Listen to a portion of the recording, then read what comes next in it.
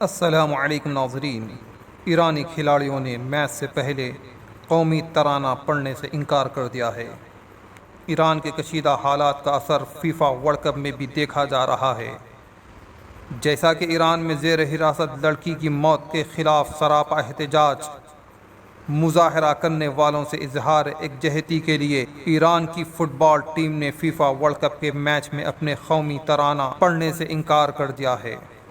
ایران میں جاری مظاہروں اور مظاہرین کے خلاف حکومتی سیکورٹی فورسز کے کریک ڈاؤن پر ایرانی فٹ بال ٹیم کے تمام 11 کھلاڑی میچ سے پہلے اسٹیڈیم میں ایرانی ترانے کی دھن پر احتجاجاً خاموش کھڑے رہے۔ قطر میں ہونے والے فیفا ورلڈ کپ میں ایران کا پہلا میچ خلیفہ انٹرنیشنل اسٹیڈیم میں انگلینڈ کے ساتھ ہوا، جس میں ایران کو ذلت آمیز شکست بھی اٹھانی پڑی۔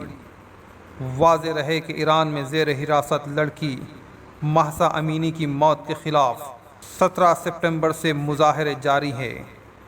ایران میں حجاب قانون کے خلاف ورزی پر 13 سپٹمبر کو گرفتار ہونے والی 22 سالہ مہسا امینی مبینہ طور پر دل کا دورہ پڑنے سے 16 سپٹمبر کو انتقال کر گئی تھی۔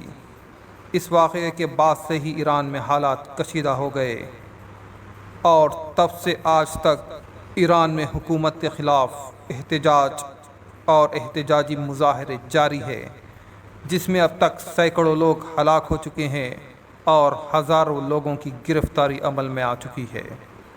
اور یہ احتجاج کا اثر ہمیں اس ورلڈ کپ میں بھی دیکھنے کو مل رہا ہے، جہاں پر ایرانی کھلاڑیوں نے میچ سے پہلے قومی ترانہ پڑھنے سے انکار کیا، وہیں دوسری طرف میچ کے دوران کئی لوگوں کو ایرانی حکومت کے خلاف بینر تھامے ہوئے دیکھا گیا ہے۔